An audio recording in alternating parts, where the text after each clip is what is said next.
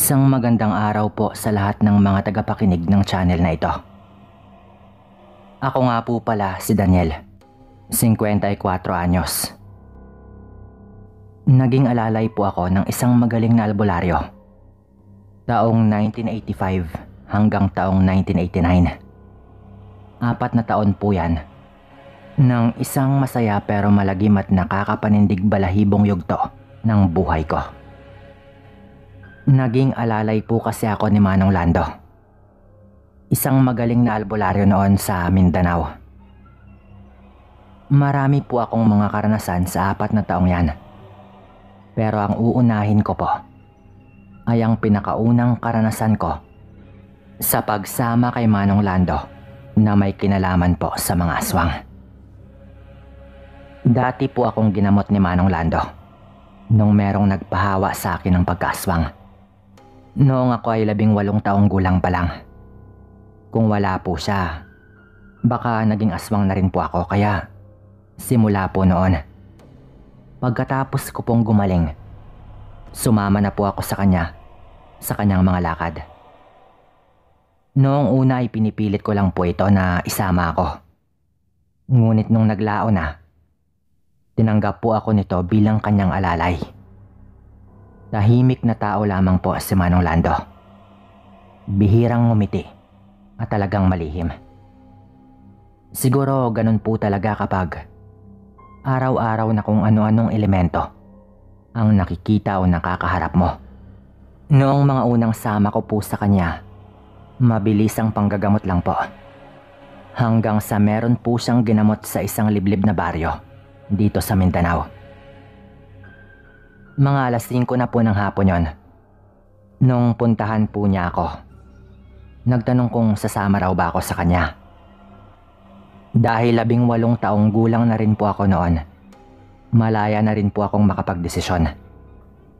Lalo at panatag naman po ang loob ng mga magulang ko dahil kasama ko naman po si Manong Lando. Pinuntahan po namin ang lugar. Talagang liblib po yon. Sa katunayan, unang beses ko palang pong makapunta doon. Sumakay po kami ng jeep noon. At pagkababa po namin, naglakad pa kami. Alam na po ni Manong Lando ang daan doon. Dahil pang ilang beses na rin po niyang pumunta doon. Medyo mahaba-haba kasi ang gamutan. Dahil pinipigilan daw niyang tuluyang maging aswang ang isang dalaga. Nakuha na raw niya sa katawan nito ang ipinasa rito, pero kailangan daw niyang bumalik para siguraduhin muna na nasa mabuti na ang lagay ng babaeng yon. Isang beses sa isang linggo kung pumunta siya doon. At yun po ang unang pagkakataon na isinama po ako nito. Yun na rin daw po ang huling pagkakataon na pupunta siya doon. Lalo at magaling na rin daw po ito. Yung bahay po na pinuntahan namin, nasa itaas po banda ng bundok. Yun po yung nilakad namin. Bale, aakyat pa po kami ng mga 30 minutos bago marating yon. Madilim-dilim na po nung nakarating kami sa nasabing bahay. Pagdating po namin doon, naging maayos naman po ang lahat. Meron lang pong itinanong si Manong Lando doon sa kanyang pasyenteng dalaga pa. Pagkatapos po nun, nagtanong po siya sa ama nito kung may nararamdaman daw ba sila sa gabi, pero ang sabi po nila, wala naman daw. Nagulat na lang po ako sa sagot noon ni Manong Lando. Wala. Pero may naramdaman akong presensya pagdating ko dito. Maaring merong nasa paligid o baka wala na rito, pero dito galing. O baka naman sumunod sa amin. Saad pa po noon ni Manong Lando. Mukhang alam na ng aswang na nagamot na kita. Mag-iingat kayo dahil hindi nyo alam ang iniisip nila. Kaya kong gawa ng paraan para masigurong hindi nila mapapasok ang bahay ninyo. Pero paano kapag nasa labas kayo? Dagdag na wika po noon ni Manong Lando. Hindi po nakasagot ang pamilya noon kaya lumabas po si Manong Lando ng bahay. Naglakad-lakad po siya at tinignan-tignan ang paligid. Maya-maya pa po, tumigil po siya sa isang parte malapit lang doon sa bahay na yon. Meron pong mga bakas ng hayop doon banda. Umupo po si Manong Lando at hinawak-hawakan niya ang mga bakas na naiwan. Tapos, tumatango-tango po siya na parang meron siyang kausap na hindi namin nakikita. At pagkatapos po nun, nagsalita po ito. Itong mga bakas na ito, hindi ito bakas ng hayop. Meron talagang nanggaling dito. Mukhang hindi nila basta-bastang bibitawan ang anak ninyo. Wika pa po niya sa magulang ng dalagang kanyang ginamot. Pagkatapos po nun, binasbasan po niya ang bahay na iyon. Ang sabi po niya, hanggat nasa loob daw ang mag-anak, hindi sila mapapasok ng aswang. Hindi ko na po ididetalye pa ang kanyang ginawang pagbasbas dahil panay orasyon po yon. Meron po siyang iniwan sa dalaga na isang proteksyon at ang sabi po nito, basta't suot daw po niya iyon, hindi na siya magagawa pang hawaan ng basta-basta. Pagkatapos po nun, binitbit ko na po ang gamit ni Manong Lando at umalis na po kami. Madilim na po talaga noon, mga bandang 8:00 na po ng gabi. Medyo natagalan din po kasi kami, gawa ng marami pong pinag-usapan. Habang naglalakad po kami, tinanong po ako noon ni Manong Lando kung sino ba daw sa tingin ko ang mananalo kapag naglaban ng isang albularyo at ang isang aswang. Walang pag-aalinlangan po akong sumagot noon na ang albularyo ang mananalo dahil meron silang gabay at proteksyon. Tumawa po noon si Manong kasi ang sabi po niya, kapag meron daw malakas na proteksyon ng isang albularyo, hindi raw ibig sabihin nun ay ligtas na ang mga ito lagi. Konting pagdududa lang daw at kaba, maaaring humina raw ang bitbit na proteksyon. Ang pagkakaroon daw nun ay hindi nangangahulugang kapag suot mo yon ay lagi ka ng lamang. Mas mahalaga raw na buo ang loob ng may bitbit nun kaysa sa mismong proteksyon. Yung dala raw niyang proteksyon, kapag ako raw ang nagsuot, baka hindi raw tatagal ng 1 buwan. Dalawa lang daw ang pwedeng mangyari. Mawalan nyo ng bisa o baka magkasakit ako sa pagsuot ko nun. Mabigat daw po kasi ang karga ng proteksyon ng mga kagaya niyang manggagamot. Kung mahina raw ang loob ng susuot nun, mawawalan rin daw yun ng silbi. Humanga po ako sa mga sinabi noon ni Manong Lando. Pero bago pa man po ako tuluyang mangarap na maging kagaya po niya, bigla po kaming tumigil sa gitna ng gubat sa daan namin pababa nang magsalita po si Manong. Ito ang sinasabi ko kanina, kung bakit ayaw kong ihatid pa nila tayo pababa ng bundok. Mukhang sa akin na baling ang interes ng aswang na ito. Alam mo kasi bata, yung mga aswang na yan, galit na galit sila kapag merong gumamot sa biktima na sana nila. Wika pa po noon ni Manong Lando. Yung mga bakas daw pala na yon, bago lang daw yon. Nung paakyat pa lang daw kami, meron na raw bumubuntot sa amin na parang hinihintay talaga nito si Manong Lando. Dahil galit na galit ang aswang sa mga albularyong kumakalaban sa kanila. Ang sabi po noon ni Manong, nung papunta daw kami, ay dumidistansya daw ang sumusunod sa amin, kaya hindi nag-iinit ang kanyang dalang proteksyon. Pero sa punto daw na iyon, mukhang nasa malapit lang daw ito. Mukhang nag-aabang daw sa karimlan para atakihin kami. Pinagpawisan po ako agad ng malagkit noon. Sa buong buhay ko po kasi, hindi ko akalaing kakabahan ako ng ganon.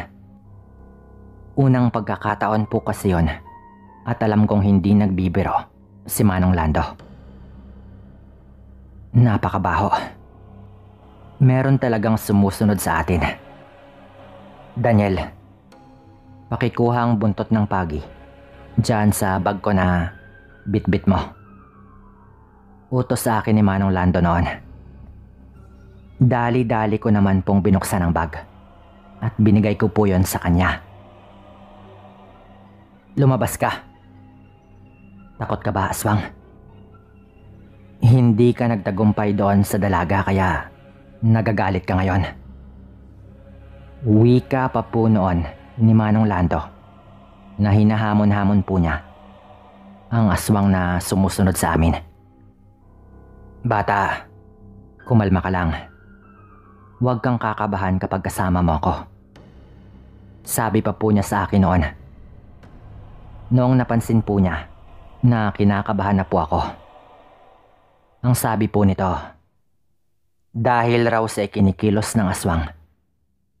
Alam na alam daw niya na pipitsuging aswang lang yon at hindi mataas na uri. Padalos-dalos daw kasi yon. Kaya alam niyang kakagat sa hamon niya. Kapag lumapit na raw ito, isang usa lang daw niya ng orasyon at paniguradong mangingisay daw agad ang isang mababang uri ng aswang. Tumabi lang daw ako kapag nangyari yon. At hindi nga po nagkamali si Manong Lando. Maya-maya pa po, bigla po kaming nakarinig na may gumagalaw sa damuhan sa gilid ng nilalakaran namin. Agad po akong tinulak palayo ni Manong Lando dahil lumabas po sa damuhan ang isang kakaibang nilalang. Parang tao po yon pero nakadapa at napakaitim po ng balat. Yung bunganga po noon medyo pahaba at talagang naglalaway po. Ang ikinagulat ko po noon, Sir Dan, nag-aangil po yon pero hindi po yon makalapit kay Manong Lando. May mga ibinubulong po si Manong Lando na halatang bigla pong natakot ang hayop na yon na hindi po magawang umatake. Hindi po ako makapaniwala noon na hindi man lang po yun nakagalaw nung bigla siyang hinataw ni Manong Lando ng buntot ng pagi. Parang nanghihina po yun sa inuusal na orasyon ni Manong na hindi man lang po yun nakailag. Hindi ko po alam kung nailarawan ko po ng tama ang nangyari pero ganon na ganon po yun sa pagkakaalala ko.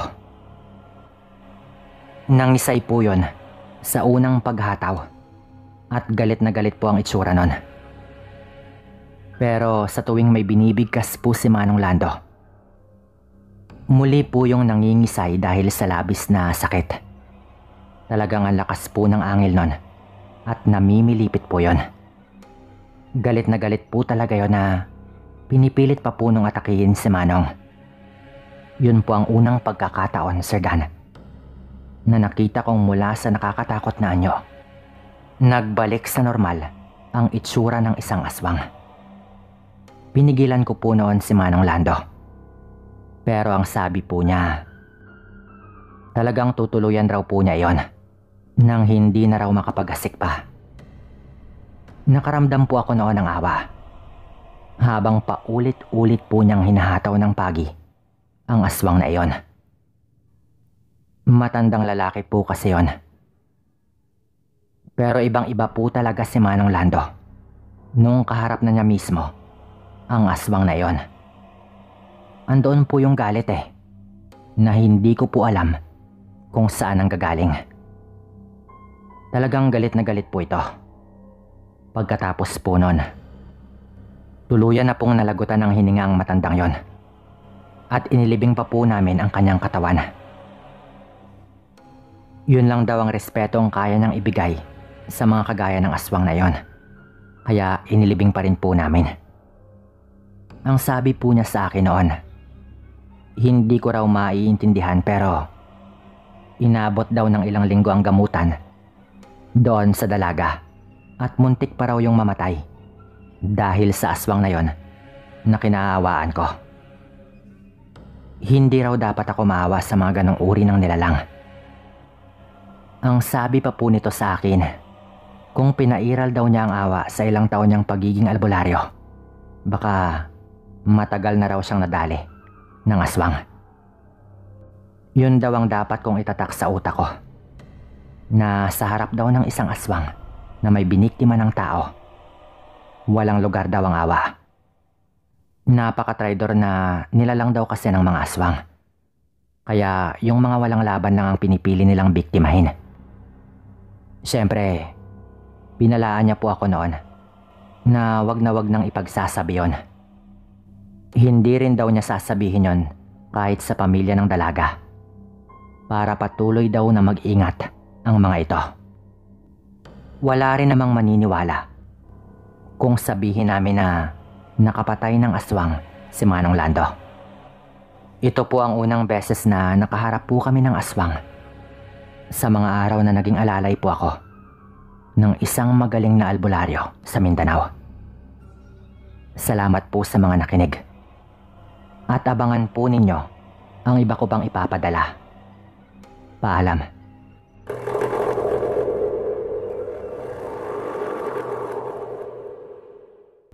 Noong bata pa ako, sinasamahan ko po si Lolo na magtinda po ng taho sa mga baryo-baryo sa probinsya po namin sa Bohol. Parang ako po kasi yung paborito ni Lolo, kaya ako din po ang madalas niyang kasama. Tuwang-tuwa naman po ako dahil kung saan-saan po kami nakakarating. At kahit naglalakad po kami ng medyo mahaba, busog naman po ako lagi sa mga pagkain kapag meron po kaming nadadaanan ni Lolo. Micaela nga po pala ng Bohol. 10 taong gulang lang po ako noon, taong 1997. Pero noong araw po, yung 10 taong gulang po na bata, parang batang-bata pa po talaga kung kumilos. Medyo uhugin pa nga po ako noon. Siyempre, sa abot naman po ng makakaya ko, tinutulungan ko naman po si Lolo. Minsan po, ako rin po yung sumisigaw at umaalok. At minsan naman po, ako rin po yung nagsusukli. Dahil matalinong bata naman po ako noon. Doon po ako namulat sa hirap din ng buhay. Init at ulan din po kasi ang haharapin mo kapag naglalako ka po kung saan-saan. Mahirap po talagang maglako, lalo at matanda na rin po si Lolo noon. Ako po lagi yung nagpapaalala sa kanya noon. Napahiran po niya ang pawis niya sa likod. At minsan po, kapag nagpapahinga po kami sa lilim ng puno, pinapaypayan ko po si Lolo. Marami na po kaming naranasan sa paglalako. Minsan po, meron pong bumili sa amin na nagsisimba na merong 2 anak na maliit pa. Nung inaabot po ni Lolo yung taho sa isang bata, bigla pong hinawi ng nakakatanda nitong kapatid ang kamay ni Lolo. Kaya natapon po yung taho sa damit ng kanyang kapatid. Nagkataong nakaputi po yung bata. At nagkataon rin po na hindi po nakita ng nanay nila ang totoong nangyari, kaya si Lolo po ang napagbuntunan ng galit po nito. Kahit anong paliwanag po ni Lolo na yung isang anak naman po niya ang dahilan, talagang galit na galit po ito. Dahil hindi na raw sila matutuloy ng simba dahil doon. Nung dumating po yung asawa nitong lalaki, sa kanya po iniabot ni Lolo yung taho na kapalit po nung natapon. Pero agad po yung kinuha ng babae at isinaboy po sa mukha ni Lolo sabay umalis. Humingi po ng pasensya yung asawang lalaki. Pero iyak na po ako ng iyak noon. Yumuko lang po si Lolo at pinahiran po ang mukha niya. Sabay ngumiti pa rin po sa akin at sinabi po nito na okay lang daw. Isa lamang po yon sa mga karanasang hindi ko po malilimutan. Simula po noon. Sa tuwing naglalako po si Lolo, sumasama po talaga ako. At ginagawa ko po ang lahat ng makakaya ko para maubos po agad ang paninda namin. Hindi ko naman po akalain na yung pagtitinda po namin ng taho ay mahahaluan po ng kababalaghan na kailanman ay hindi namin malilimutan.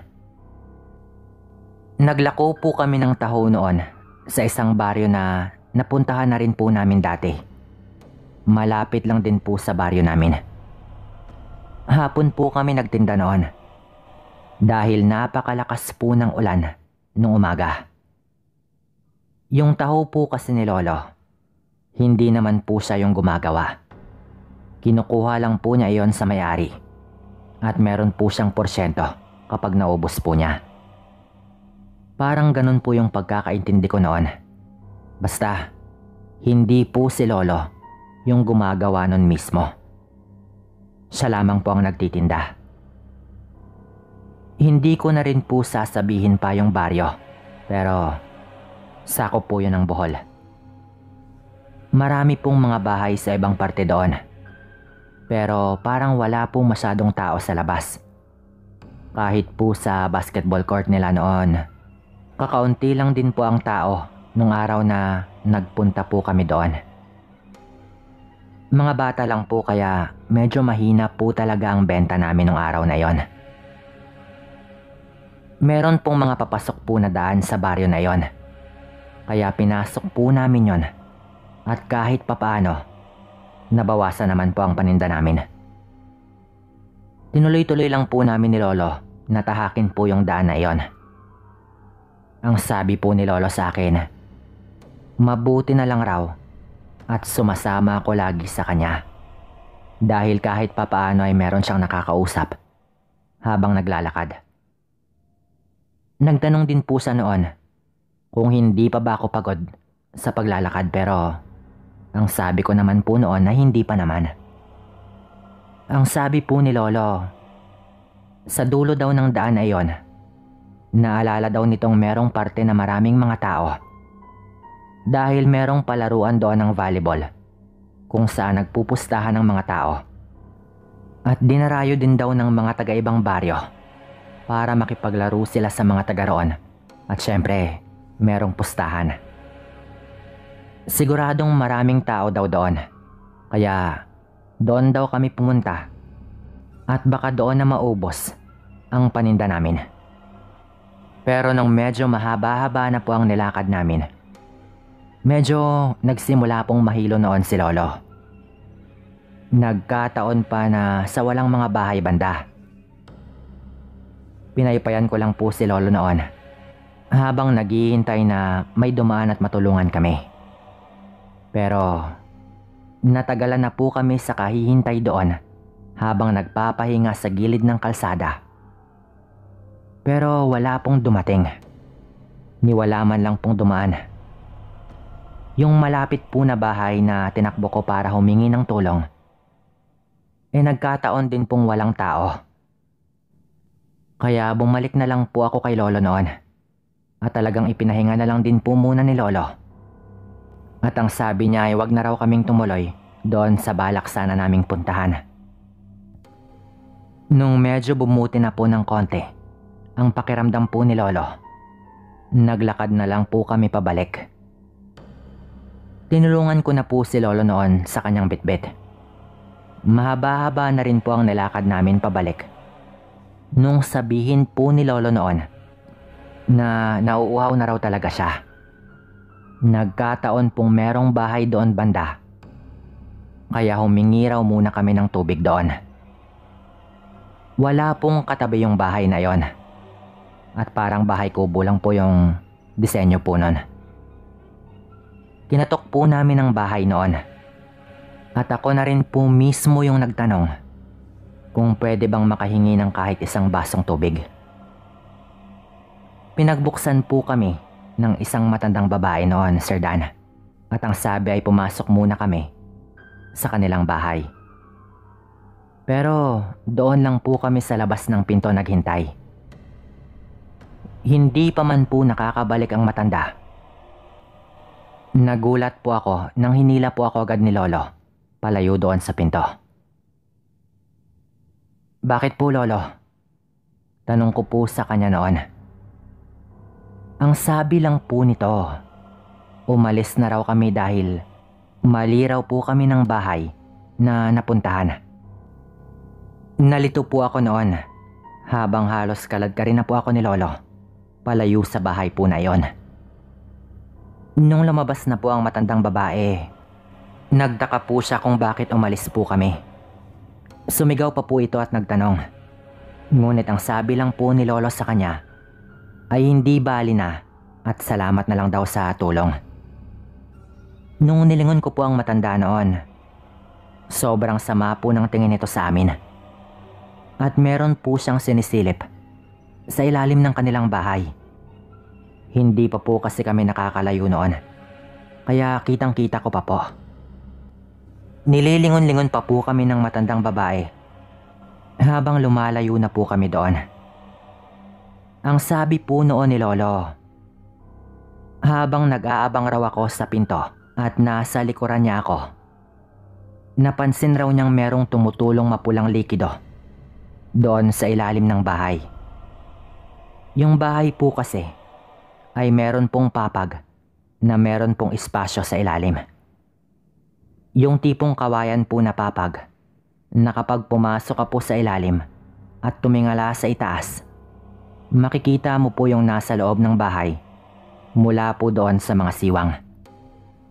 Yung mapulang likido daw po na yon ay medyo malapot na halatang dugo raw na nanggagaling doon mismo sa loob ng bahay. Sinilip daw po ni Lolo doon sa ilalim habang nakatalikod po ako sa kanya at hinihintay ko lang pong bumalik ang matanda na meron ng dalang tubig. Mula daw sa mga siwang, nakita raw po talaga ni Lolo na meron daw matandang lalaki doon sa loob na nakadapa habang animoy kinakain ang isang katawan na nakalapag daw doon sa sahig ng bahay. Akala raw ni Lolo, hayop lamang yung duguan ng katawan na nakalapag sa sahig. Habang talagang nakita raw niyang nilalantakan ng isa pang nilalang na hindi niya alam kung ano. Pero nakakatakot daw ang itsura. Nang makita raw niya ang puting lampin na nakabalot doon sa katawan, na medyo nabalot na rin daw ng dugo. Parang napagtagpi-tagpi daw agad ni Lolo kung ano yung kanyang nakikita. Ang sabi ko kay Lolo noon, baka nagkakamali lang siya. Pero talagang alam daw niya ang kanyang nakita. Kaya pala napatakip si Lolo sa kanyang bibig at parang nasusuka ito nung agad-agad niya akong hinila na halos makaladkad na ako. Yun daw pala ang kanyang nakita. Ang sabi ni Lolo, kung nainom daw niya ang tubig, baka napahamak pa kami dahil sigurado raw siyang mga aswang ang nakatira sa bahay na yon. Palubog na rin po ang araw noon, pero hindi pa po talaga dumidilim. Ngunit kahit sino man pong makakita ng ganon sa loob ng isang bahay, talagang iisipin po agad na aswang yung mga nakatira doon. Kitang-kita raw po kasi talaga ni Lolo na dumudugo-dugo pa daw yung laman nung kinakagat daw nung nilalang na nakadapa habang nakalapag daw ang katawan doon sa sahig na malamang ay isa raw sanggol base doon sa lampi na nakabalot doon. At kung titignan daw yung katawan, talagang maliit lang daw yon, na ang unang akala daw ni Lolo ay hayop lang daw yon nung hindi niya pa nakikita yung lampin dahil medyo nakataob daw ang katawan doon sa sahig. Madilim-dilim na po nung marating po namin ang pagbabantayan namin ng sasakyan. Natagalan po kasi talaga kami nung bigla pong sumama ang pakiramdam ni Lolo. Sa gitna pa po talaga ng parteng walang bahay.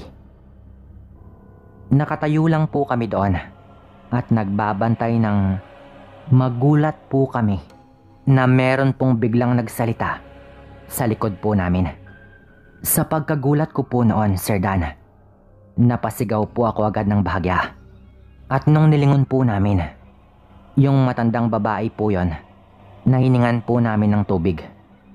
Hindi po namin alam kung saan siya dumaan dahil wala naman po kaming nakitang sumusunod sa amin nung naglalakad po kami. Hinila po ako agad ni Lolo noon. Ang sabi po nung matandang babae, "May nakita ba kayo kanina? Bakit kayo biglang umalis? May nakita o narinig kayo, tama ba? Yung sa ilalim ng bahay namin. Siguro, yun ang nakita nyo, tama ba?" Sunod-sunod po nitong tanong kay Lolo. Pilit pong itinanggi ni Lolo pero nagalit po yung matandang babae na yon. Ang sabi po nito, hindi daw siya namin maloloko. At kung gugustuhin raw niya, kaya raw niya kaming patayin doon. Lalo at madilim na nga po noon. Agad pong dinampot noon ni Lolo yung kawayan na ginagamit niya po sa pagpasa ng 2 lalagyan ng taho. At medyo napatras na rin po kami nang makita po namin na harap-harapan pong inilabas ng matandang babae ang mga pangil po nito. Sabay sinabing kung sumigaw raw po kami o humingi ng tulong, talagang meron daw pong mamamatay sa amin. Kitang-kita ko po mismo yon, Sir Dan, nung nagsisimula na pong lumabas ang mga pangil niya. At yung mga mata po nito, talagang nanilisik. Ginagalaw-galaw rin po nito yung mga kamay.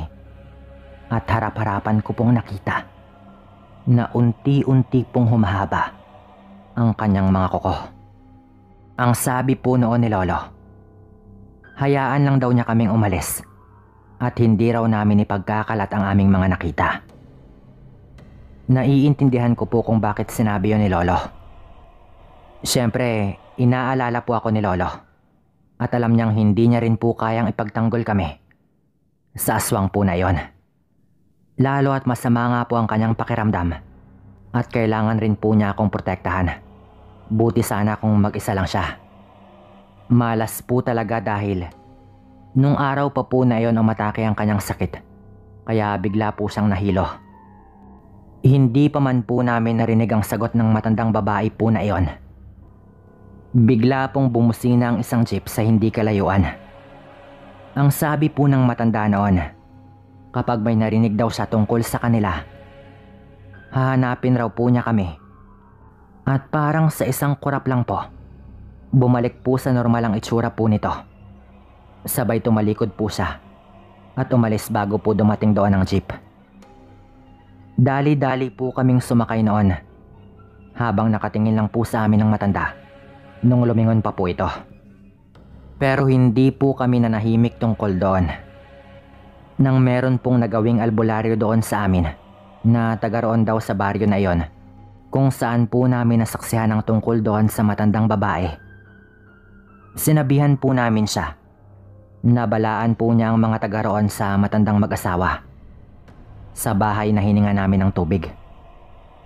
Ang sabi po ng albularyo, medyo malayo daw ang naturang bahay sa kanyang bahay, pero gagawin daw niya ang sinabi namin. Pupuntahan daw niya, total kabaryo naman niya, at babalaan daw niya ang mga taga roon. Simula po noon, hindi na po kami bumalik pa sa baryo po na iyon. Wala na rin po kaming balita sa kanila. Hindi man po ganun kamalagim ang kwento ko, pero totoo po ito na karanasan po mismo namin. Siguro hanggang dito na lang po muna ito. Salamat po.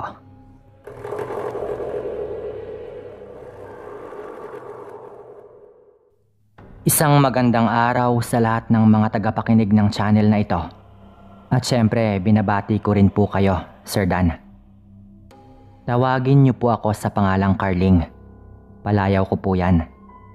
Isa po akong babae Dati po akong nurse sa isang pampublikong ospital.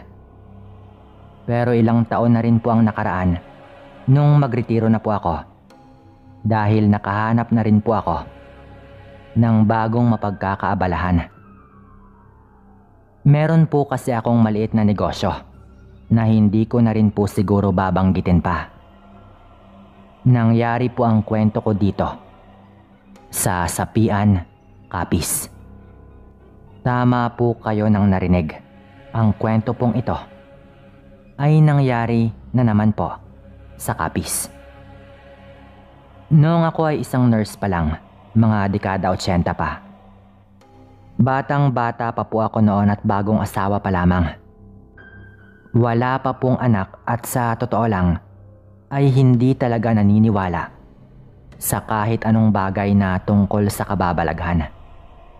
Kahit pa sa multo o kahit sa mga duwende o kung ano-ano pa. Siyempre, medical practitioner po ako. Sanay po ako na parang lahat po ng bagay ay laging may eksplanasyon na pangsiyensya. Kahit po taga-Capiz po ako, naiinis po ako noon sa tuwing may mga ganun po na usapin. Tinatawanan ko pa nga po ang nanay ko noon sa tuwing may kung ano-ano po siyang bilin kapag nakikifiesta po ako sa ibang barangay. Kesyo patakan daw muna ng kalamansi ang pagkain. Huwag raw makikipag-usap sa hindi kakilala dahil baka magpalipad hangin daw at mahawaan raw ako ng pagkaaswang. Huwag rin daw makipag-inuman dahil baka mahawaan daw ako sa pamamagitan ng laway. Mga ganun pong klaseng bagay, lalo at lakwatsera din po ako noong kabataan ko. Hindi ko naman nakalain na sasampalin ako ng sarili kong mga paniniwala na mababaliktad pala ang paniniwala ko tungkol sa ganitong bagay. Nga pala, senior citizen na rin po ako ngayon para lamang malinaw. Dahil medyo malaki naman po ang bahay namin noon.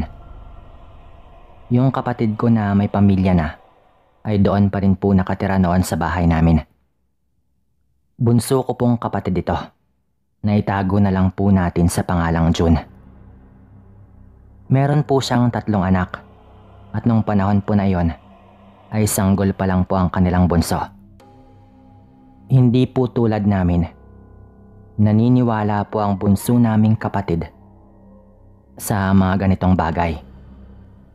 Siya po yung tipong kapag nakarinig ng kalaskos doon sa labas o kung anumang kakaibang tunog, talagang lalabas po siya para tignan yon. Lalo at sanggol nga noon ang bunso niyang anak. Lalabas po talaga ito kahit 10 oras pa ng gabi. Yun din po ang dahilan kung bakit marami po kaming itak sa bahay namin. Dahil madalas po siyang magpagawa ng itak sa mga kakilala niyang albularyo. Kung baga, normal lang naman po na itak pero may basbas raw po ng albularyo. Wala po siyang pakialam noon kahit pinagtatawanan namin siya. Wala na rin po kasi ang tatay namin noon at ang nanay na lang po namin ang kasama namin. 3 po kaming magkakapatid. 2 babae tapos yung bunso po namin ang nag-iisang lalaki. Yun din po siguro ang dahilan ni Bunso kung bakit niya ginagawa ang mga bagay na iyon.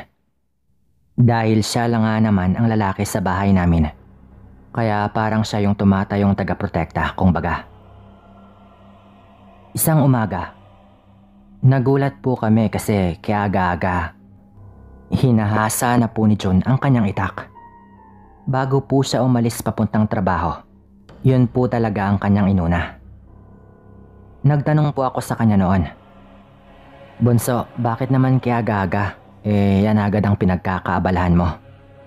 Tanong ko noon pero nagulat po ako sa kanyang naging sagot.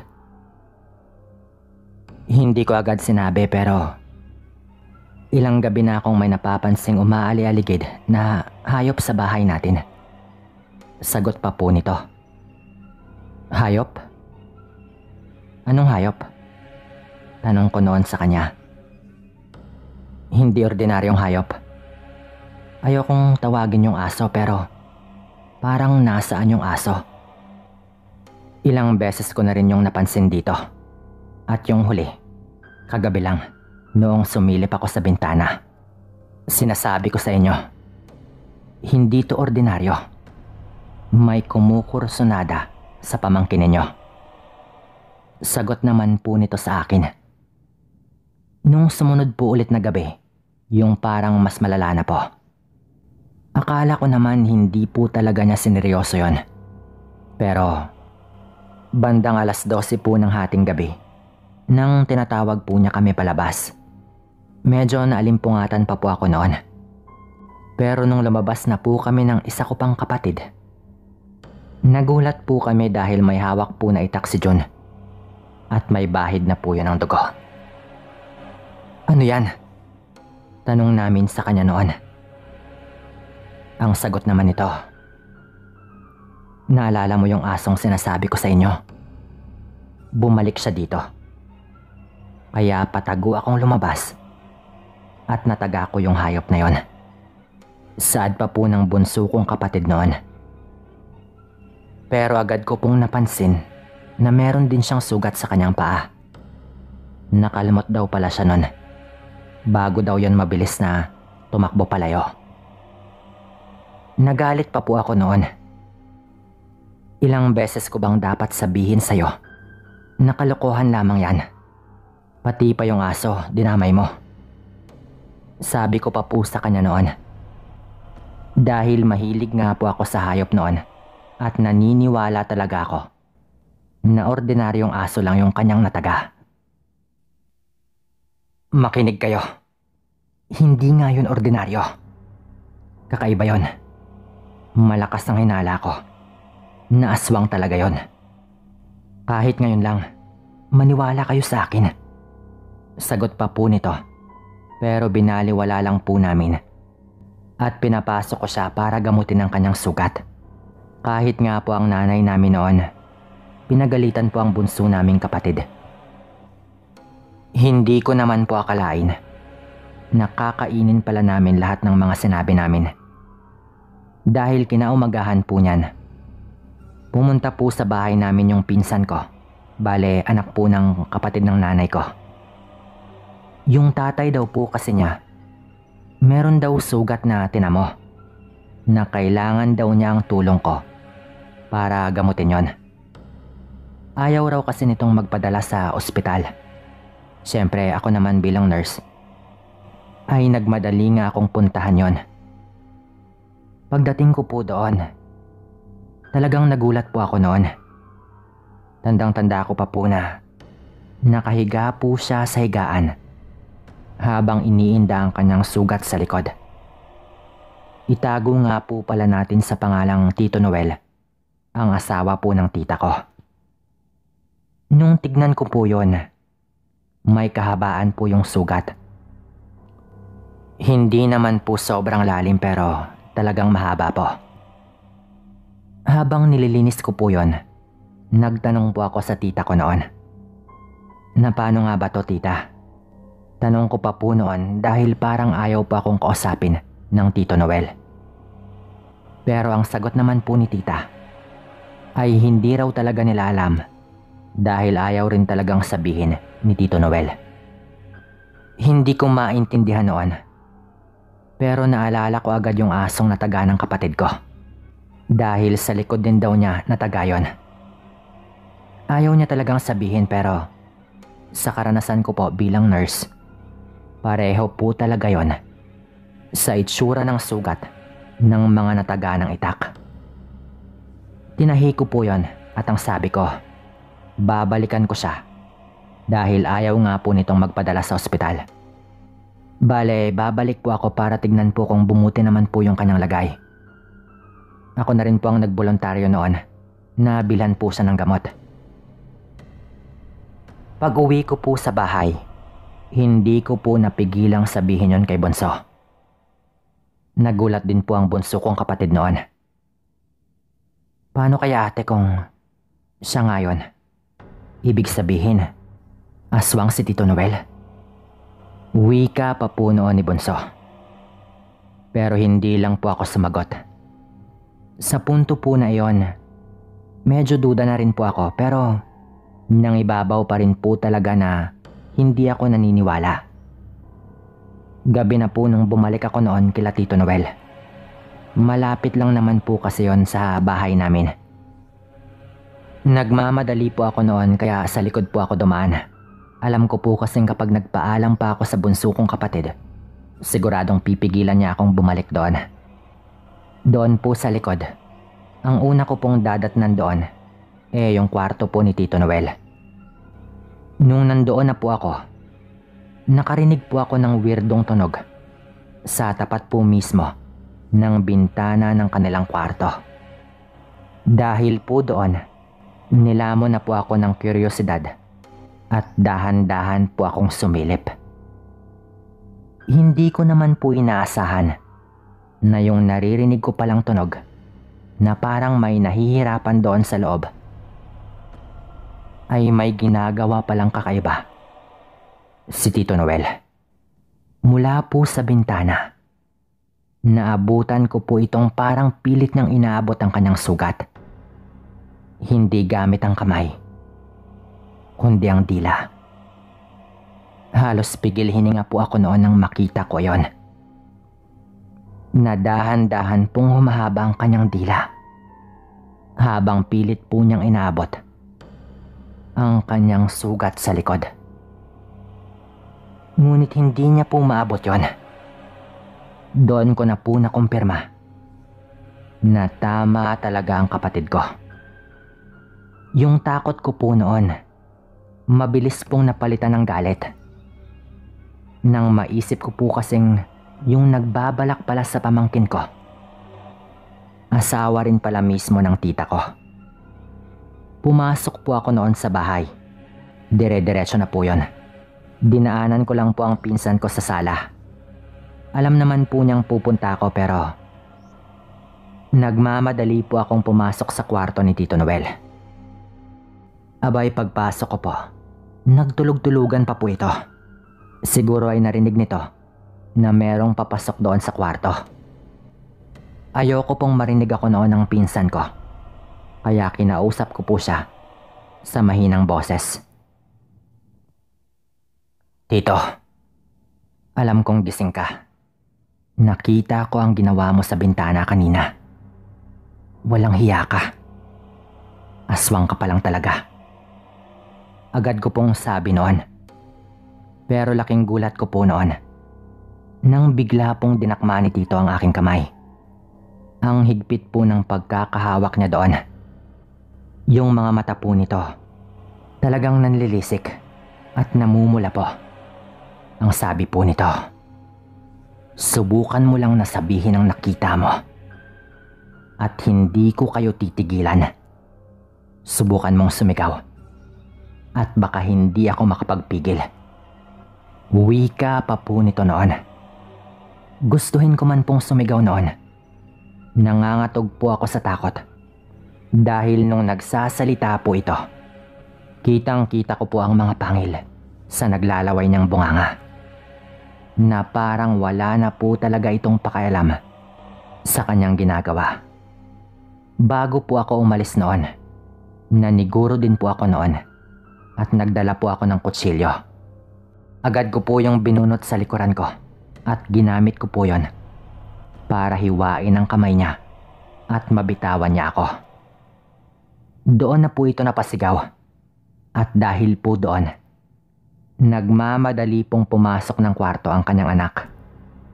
Naabutan po nito na may hawak ako na kutsilyo, pero naabutan din po niya ang nakakakilabot na itsura ng kanyang ama. Gulong-gulo po ang pinsan ko noon at agad po itong sumigaw. Wala po akong kahit anong sinabi noon at agaran po akong lumabas ng kwarto.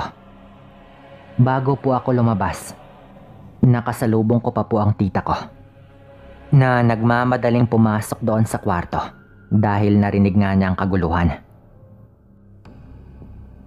Nung nasa labas na po ako, sigaw po ng sigaw si tita noon at nagmamakaawang bumalik daw ako at wag ko daw ipagsasabi yon. Wala po silang kapitbahay kaya malaya lang po kaming magsigawan noon. Sakto naman po na dumating po ang bunso kong kapatid dahil sinundan po pala ako nito nang malaman niyang pumunta ako doon kila tita. Ito po ang lihim ng kamag-anak din po namin. Pagkatapos po ng nangyari, pumunta po si tita doon sa bahay. Nakikiusap na wag daw kaming magsasalita tungkol doon. Hanggang sa ilang araw po ang nakalipas, lumuwas na po sila ng Maynila. Binenta po nila ang bahay at lupa. At ni minsan, hindi na po sila bumalik pa doon. Hindi na po bumalik dito si tita at yung asawa niyang aswang. Hanggang nabalitaan po namin. Napatay na rin daw ang mga ito. Minsan po, umuwi po dito yung pinsan ko noon at humingi po siya ng tawad sa nangyari. Minsan talaga, kailangan nating maniwala, lalo kung kapatid na mismo natin yung nagsasabi. Kung walang ibang tao sa bahay nila Tito Noel noon, baka napahamak po ako dahil baka tuluyan po akong atakihin ni Tito Noel. Hanggang dito na lang po ang kwento kong ito at maraming salamat po.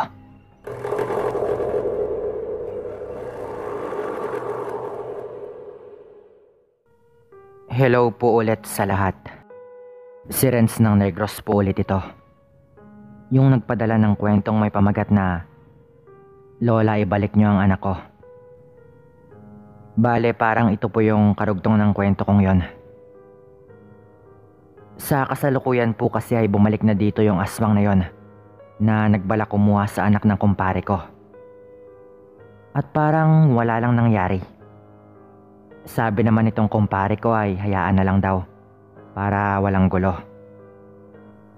Pero kung ako lang po ang masusunod, baka tagain ko siya ng ita kapag nakita kami sa daan. Nitong nakaraang gabi lang po ay may nangyari ulit. At sa pagkakataong ito ay sa akin na mismo. Di ba po kasama ako nung pinasok namin ang bahay ng aswang na dito lang sa amin? Nakatakas siya at hindi nagtagal ay umuwi siya ulit dito. Isang gabi po, Sir Dan, ako naman sana ang kukurso na dahan at sa palagay ko ay siya rin yun. Ang aswang na bibiktima sana sa sarili niyang apo. Muntika na po ako noon. At kung matataas siguro ang mga tubuhan sa amin, talagang magugulat ka na lang na ang nagpadala sa'yo ng unang kwento ay patay na pala. Pero nagpapasalamat ako na ang ibang parte ng tubuhan ay nagapas na. Kung tawagin pa sa amin ay natapas na. Kasi yung lugar namin ay malalapad na tubuhan. At yung kalsada ay pinapaligiran ng tubo. Balik ako sa kwento ko, Sir Dan. Isang araw ng Huwebes, pumunta ako sa isa kong kaibigan at madadaanan ko yung bahay ng aswang na yan. Medyo matagal na rin kaya parang wala na sa akin ang nangyari. Kasi parang okay naman ang lahat kaya may kumpiyansa na ako. Sinabi ko kanina na kung magkasalubong kaming dalawa sa daan ay tatagayin ko siya. Pero nung nagkasalubong kami, wala akong kahit anong armas. Kasi nga kumpiyansa na ako noon dahil matagal-tagal na rin. Nung malapit na siya sa akin, inunahan ko na siya kasi para maunahan ko siya ng dungan. Pinansin ko siya at binati agad. Chay, diin ka makadto. Ano na ang dala mo man? Na kung sa Tagalog ay, Chay, saan ka pupunta? Ano ba yung dala mo? Ngumingiti pa nga ako sa pagbati ko sa kanya. Pero, tinitigan niya ako ng masama at sumagot siya ng, dinuguan? Bakit, hihingi ka ba? Sagot niya, habang nanlilisik ang mata niya sa galit. Kasama kasi ako doon sa nakasaksi ng kanyang pag-aswang. Pero hindi ako natakot sa kanya. Kasi ako, Sir Dan, hindi man sa pinagmamalaki ko ay matapang din naman ako. Lalo na kapag nasa tama ako. Yun ang paninindigan ko sa aking sarili Pero mabait ako at matulungin sa mga kaibigan ko. Kaya nga kahit saang lugar ay may kaibigan ako. Yun na nga, Sir Dan. Nakita ko siya na galit siya sa akin nung tinanong niya ako kung gusto ko ba ng dala niyang dinuguan. Kaya nga ngumiti ako sa kanya at sabay sabing, wala ko nagkakaon, Chay. Pero, Chay, nga daw akigagid sa ako now. Gadumot kagid sa akon, Chay, haw. Saktuon mo lang, Chay, kay base nalipat ka kung ano kami di sa lugar ta. Na kung sa Tagalog pa ay, hindi po ako kumakain yan, Chay. Pero, bakit parang galit ka yata sa akin? Ayusin mo lang, Chay, at alalahanin mo na kung ano kami dito sa lugar natin. Wika ko pa. Kasi, Sir Dan, kilala kami dito. Kasi marami kami na magpamilya dito. At talagang kapag kami ang binabanggay, siguradong magigiba ka talaga. Alam niyo na po yan kung ano ang ibig kong sabihin. Kaya pagkatapos ko yung sabihin sa kanya ay yumuko siya at nagmadaling naglakad. Kaya ako naman ay dumiretso na rin. Nung dumating ako sa bahay ng isa kong kaibigan, parang nalimutan ko na yung nangyari sa daan. Nagkwentuhan kami at nagkayayaan na maglaro ng ML. At parang hindi man lang pumasok sa isip ko na gabi na pala. Kasi alam mo naman, Sir Dan, kapag ML na yung usapan ay hindi na kami magpapahuli ng mga kaibigan ko, pati na rin sa basketball. At yun na nga, nagpaalam na akong umuwi. Pero sabi niya ay, dito ka na lang matulog. Baka kung ano pa dyan ang mangyari sa'yo sa daan. Pero nagmatigas ako at umuwi talaga ako. Sinamahan naman ako ng kaibigan ko. Nagpasama rin siya sa kanyang pinsan. Pero okay naman sa daan. At nung nakalampas na kami sa bahay ng aswang, wala namang nangyari sa amin. Kaya nagpatuloy kami. Baka magtaka ka, Sir Dan, na sa isa kong kwento ay may motor ako. Pero hindi ko dinala kasi ang putik ng daan dito. Dito kasi sa amin ay hindi pa nakompleto ang semento. Kaya ang ibang daan ay maputik pa rin. Kasi medyo malapit na kami sa bundok. Yun na nga, nagpatuloy na kami kasi malayo-layo rin ang bahay namin sa bahay ng mga kaibigan ko. Doon kasi sa kanila ay may wifi. Kaya nagdadayo pa ako doon para maglaro ng ML. Mga lagpas 7 PM na ng gabi siguro nang may nadaanan kami na nag-iinuman. Nang tignan namin ay ang pinsan ko pala ang isa doon. Kaya niyaya nila kami. Ayaw ko na sana kaso mapili talaga yung pinsan ko kaya pinagbigyan ko na lang. Pero yung kaibigan ko na humatid sa akin ay hindi na talaga uminom. Kasi hindi pa daw siya nakakain. Kaya sinabihan ko na yung pinsan ko na hayaan na lang natin na umuwi sila kasi gabi na. Tapos hindi pa yan nakapaghapunan. Nagpasalamat ako sa kanila. Pagkatapos nun ay umalis na sila ng pinsan niya. Tandua yung iniinom ng nagiinuman. Kaya humingi lang ako sa pinsan ko ng beer. Kasi mabilis na ako malasing sa mga hard na inumin. Hindi naman kasi ako umiinom madalas. At hindi rin ako naninigarilyo. Mga 4 lang na bote ang naubos ko. Konti lang kung tutuusin. At mas marami pa yung kwentuhan namin kaysa sa inom. Kasi hindi ko gusto na umuwi ako sa bahay na paekis-ekis na yung lakad ko. 2 sitio pa kasi yung dadaanan ko papunta sa bahay. At yung dadaanan ko ay halos puro tubuhan. Nung pagtingin ko sa cellphone ko ay pasado na palang 11:00 ng gabi. Kaya nagpaalam na ako sa aking pinsan. Bibigyan pa sana niya ako ng 2 pang bote kaso hindi ko na talaga kinuha sa kanya. Nag-joke pa nga ito sa akin. Ay nanong manikas man, paano ka nakapangasawa kaya sa subong turpi ka gyapon? 26 ka na, wala ka pa gyapon miga. Sabay ngisi niya sa akin na kung sa Tagalog, Sir Dan, ay, naku pinsan, Paano ka niyan makakakita ng mapapangasawa hanggang ngayon torpe ka pa din? Natawa na lang kami at nagpaalam na ako sa kanila. Sobrang maliwanag ang buwan ng gabing yon, kaya ayos lang sa aking umuwi ng mag-isa. Pero nung isang sitio na lang bago ang bahay namin, biglang nanindig ang mga balahibo ko. Pero hindi pa talaga ako natakot kasi nagapas na rin sa parting yon ng mga tubo. Kaya hindi masyadong nakakatakot. Nagtaka pa ako kung bakit ako kinikilabutan. Wala namang kahit ano sa daan. Kaya dali-dali na akong naglakad dahil kinukutuban na ako. Sa daan ay may nakita akong isang putol na kahoy na parang matulis yung dulo. Kaya pinulot ko yon para magamit ko kung sakali. Nang biglang may humuning isang hayop na parang bibi. Napasabi pa nga ako na may bibi siguro dito. Yung bibi dito sa amin, Sir Dan, ay pato namin kung tawagin. Nagmasid ako at tumigil sa daan hanggang sa yung huni ng parang akala ko ng bibi ay biglang nagbago. Na parang galit na galit. Nako, iba na to. Sa isip ko pa. Kilala ko naman yung huni ng wakwak. Mabilis yan pero yung naririnig ko ay paisa-isa lang at parang galit. Umiinit na yung ulo ko sa puntong yon. Kasi hindi ko makita kung saan siya naroon. Kaya sumigaw na ako at nagmura.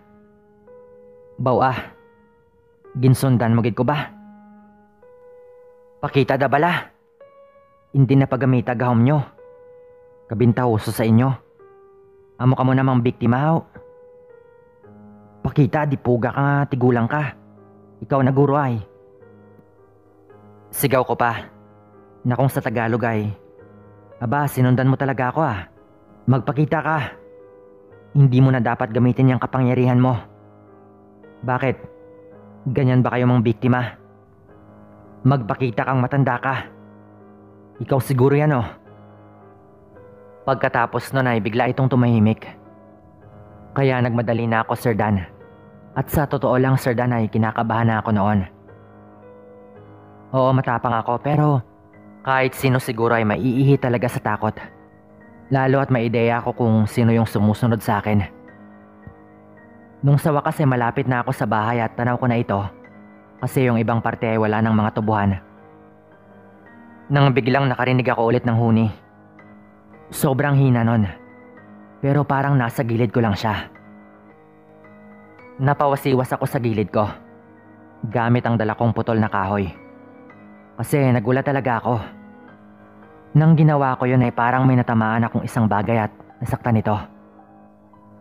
Kasi yung mga layang dahon ng mga tubo, talagang tumilapon ito sa mukha ko. Dahil parang tumakbo yung tinamaan ko. At nagulat rin yata siya dahil natamaan siya ng kahoy na ginamit kong panghampas. Sumigaw ako sa takot, Sir Dan. At talagang naihina ako. Dahil sa unahan ko ay may nakaharang na malaking pusa na kulay itim. Sumisigaw na ako at humihingi ng tulong. Dahil papalapit na sa akin yung nilalang na yon.